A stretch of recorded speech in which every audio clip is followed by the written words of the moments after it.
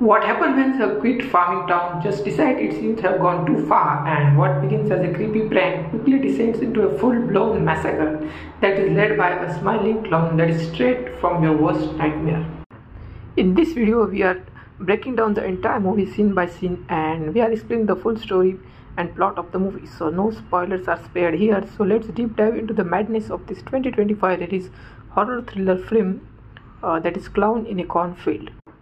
We open on a very lonely country road as we see the teenager Queen Maybrook and her father Dr. Glenn Maybrook that just drive into Kettle Springs, and it is a rural town actually.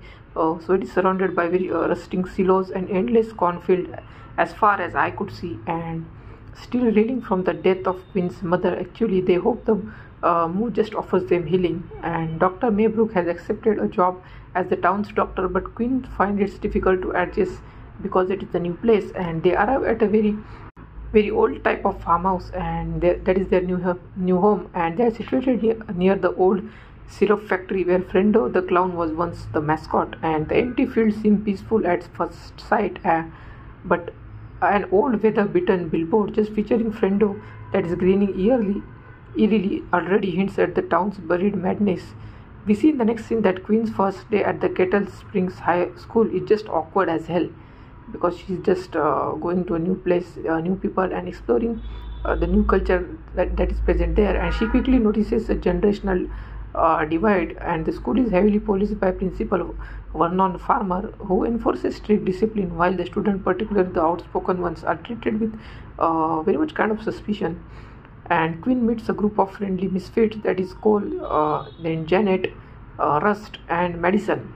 So they welcome her into their circle and went about their older generation, especially since a prank gone wrong last spring led to a very town's elder's injury and intensified tension that was escalated at the point of the time when the scene happened. And we see in the next scene that a tense town meeting that just shows the generational divide more starkly and more precisely.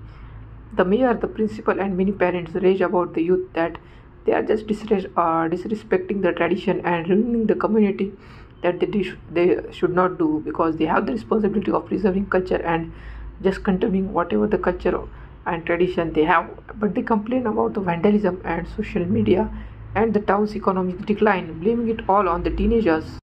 Now Mayor Rex just delivers a very chilling speech, and in that chilling speech he addresses that the town won't survive another generation like this, and the camera just lingers on the Principal Farmer, exchanging the silent nods with the other town elders members that are present there while he was delivering his speech. In the next scene we see that a week later, where the Kettle Springs is rattled when Frendo, the long retired clown mascot, reappears. And we see at night someone in a very full Frendo type costume just breaks into the gym school, sets fire to the vending machine, and leaves a clean message on the whiteboard that is clean house. We see that student laugh it off as a very much kind of a prank, just taking it as a slight joke, but Queen sees something even more darker there, and she recalls seeing a masked figure watching her from the cornfield near home just days before. So she just interpreting the things that isn't it the mascot that was just back in the time when he was just killing everyone. So this was a joke for her or a kind of warning, and she initially just takes it as a kind of a warning and always keep this thing at the back of her head that this is kind of beginning of something that is very much darker and can lead to hazardous consequences. So now Cole invites Queens to a cornfield party where the teens' way of escaping the town's oppression. They set up speakers and light in a very clearing between the stalks, and music pulses, light flashes, and for a moment the group feels free and just tension is just just freed. So they enjoy and become kind of tension free. We see this suddenly the music cuts where they were having party, and from between the rows Frendo appears, and the first death is shockingly swift and kinetic, because one teen is just impaled with a pitchfork and panic just ensues between them. We see the teens scatters in every direction. Queen, Cole, and Madison just flee, while others vanishes into the field, and their screams are just muffled by the rustling corn that are present around them. We see as Queen and the others they were trying to escape from this whole situation. The Cornfield becomes a death maze actually, and Frenzo or several Frendos use sketches, machetes, and farming tools to just slaughter teens in very much brutal fashion. And the cinematography actually creates a very surreal nightmare with flashes of color and muffled screams. And a drone briefly just captures the chaos from above before they were being shot down one by one. And Janet just stumbles upon three bodies that are just strung up like the effigies. Realizing that this is far more organized than any kind of a prank they were expecting at first sight when they saw.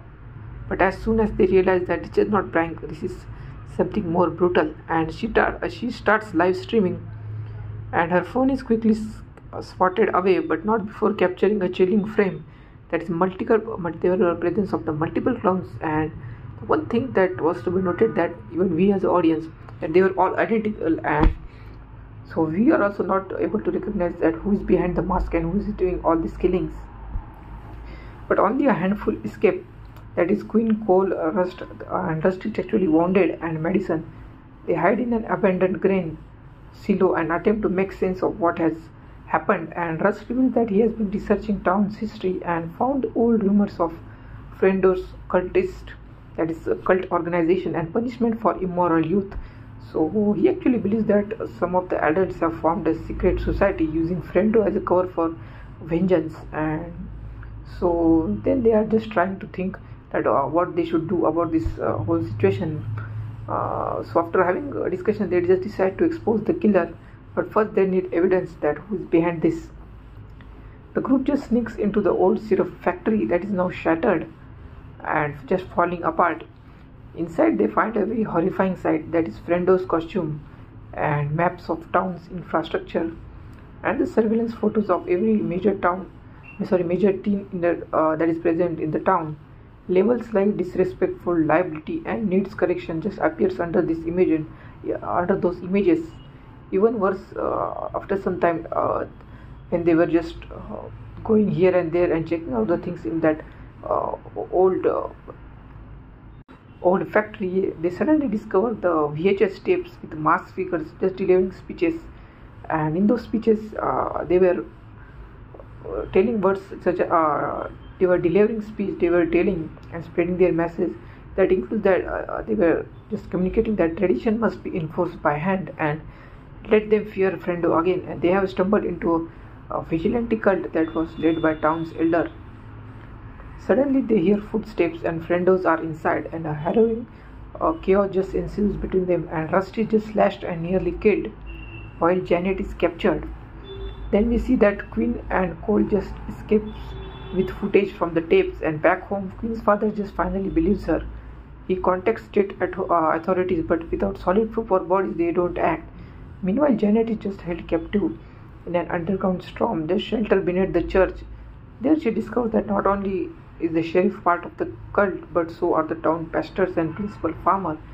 And presently their goal is to just clean the kettle springs and restore the moral order that was once their goal. She hears them planning to make the harvest festival the final purge. So Queen and her friend just launch a very last ditch plan, and they prepare a live stream expo set to air during the town's harvest festival, a grand event held at the town square with food stalls, fireworks, and a parade. As the mayor gives a speech about restoring Kettle Springs' honor, a screen behind him just flickers to life and Rust footage plays, that is cultist in a clown mask and branding teens stringing up mannequins and preparing the sacrifices. So the crowd is actually stunned, and a few elders just tries to defend the cult, but chaos just breaks out when Indies attack mid-festival, trying to silence everyone that was involved in this scene. And we see the teens just lure the cultists back to the cornfield. There they have lead traps, flares, wires, and even a gasoline rig. So we see a battle just erupts between the masked killers and the remaining students, and Janet escapes and joins the fight, stabbing a Frendo with a hay hook, and Madison just torches a part of the field, trapping half the cult in a very burning circle, and Queen takes down the principal farmer herself and removing his mask and confronting him and saying the words to him that you became the monster you warned us about, and she says that before he is consumed by the flames itself. We see after this scenes where the dust is just settling away. Police from a very neighboring country arrive with a live stream as a proof, and they begin arresting the known cultists. The mayor tries to frame it as an isolated vigilantes, but Quinn just testifies publicly, naming and names and showing evidence that who is behind this heinous act. The town is left deeply fractured, and some adults still believe the youth were to be blamed. But the truth is out, and Fendo was never a ghost, he was them. Weeks later, Kettle Springs is quieter. The town council has been dismantled, and the sheriff is gone. So Quinn and her friends just repaint parts of the school and organize a youth futures group to involve teen in community decisions. So in a symbolic movement, they remove the last Fendo billboard and burn the costume that once just terrified them. And now Rust is just trying to recover, creates a documentary called Behind the Mask is the Real Fendo.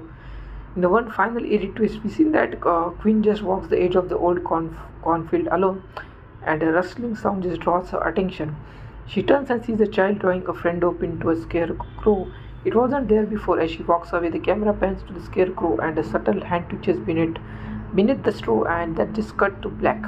So if we dug just deeper into what is the ending explanation of this movie just is, because this is not a thing of absolute, and it is just relative, because the killer is not just killer is dead at first sight, but I think the Fendo is simple and not it is not just a killer. So Fendo actually isn't just a clown that is costume or a person. So on a broader context, I think that it represents a symbol of suppressed rage and authoritarianism and generational fear that is evolved among the people. And so we see when the costume is worn, it gives the wearer permission to do the unthinkable in the name of the order, in the name of the culture, tradition, order. And the drawing just suggests that even though the cult has been exposed, still Fendo's legend lives on. So I think that it hints that a new generation may pick up the mask, whether out of fear, fascination, or just to kind of a misguided loyalty they are having. And secondly, I would think that horror is cyclical, deriving the expression from this ending of the movie, because like we see in many of the other great horror endings like The Purge, Halloween, or It Follows, the final scene actually just implies that the evil wasn't truly defeated, it was just simply delayed. So hatred, dogma, and paranoia just don't vanish with the arrest. They just hide, evolve, and wait for their new form to be arrive, and they just continues what their motive was. So that twitching hand, it could be a surviving cult member or a copycat, I think, or even someone new that is groomed by the ideology that were left behind. And the open-ended horror, I think, just leaves the audience like you and me unsettled, because they're forcing us to consider that evil doesn't just always wear a mask. Sometimes it just waits for right opportunity, and when the right opportunity is there, it just grab and get the work done. Then lastly, I would think about the justice, because while the teens succeeded in surviving and exposing the cult, they are not exactly heroes in the traditional sense, because they are victims of the broken system, one that labeled them as a very threats that are simply for being different, outspoken, or young maybe. And one thing I forgot to mention about the movie is that the movie was actually based on novel, and so I don't I just read that novel because I don't have any. And if you have read the novel, then you can tell in the comment section that what were similarities and dissimilarities about the adaptation of this novel into the film.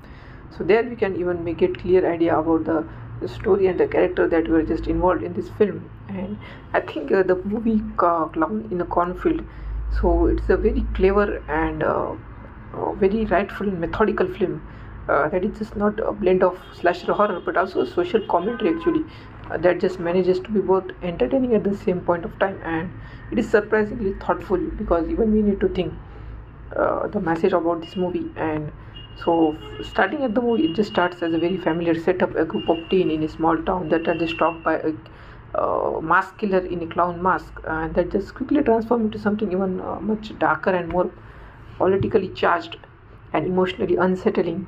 So it is actually set in a very quiet and conservative town of Kettle Spring, where there was once upon a time the clown mask killer Fendo used to be lived. And so the direction of the movie was at par, I could say, and it was best, and even the dialogues were on right. The pacing of the movie was good, and nothing felt as out of the context or something like that. And even The young cast actually delivered very strong performance, particularly the lead actress playing Queen, I think, who brings her intelligence and emotional depth to a role that could have, I think, easily must fallen into a very generous, I think, very kind of simple tropes. And the supporting characters feel real, not just body count filler, which gives the death more weight actually. So I think this movie is a kind of, it has many layers, including social layer, thematic layer, emotional depth. So it's not only about survival, but it's about how fear of progress can twist into extremism. So I would give it a very solid 8 on 10, and it's a very stylish, sharp and disturbing slasher that just, I think, hits harder than expected. So if you like this review and you need to know more about such horror, thriller and genre films, so subscribe to our channel Cinema Shadows for more. Thank you for watching. Have a nice day.